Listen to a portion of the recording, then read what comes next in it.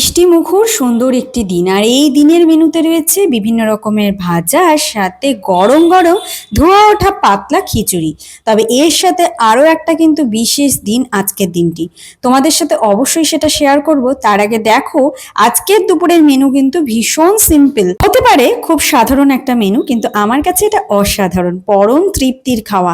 এবারে বলি, আমার ইউটিউব চ্যানেলে 30,000 সাবস্ক্রাইবার পূরণ হয়েছে বলে হঠাৎ এক দর্শক বন্ধু আমাকে ভালোবেসে, আমার সাবস্ক্রাইবার, সে অনেক দূর থেকে আমার কাছে চলে এসেছে।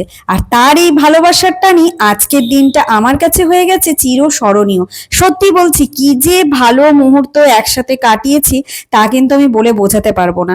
তোমাদেরকে এবার আমার একটা ছোট্ট প্রশ্ন, তোমরা কি সেই ব্লগটা দেখেছো?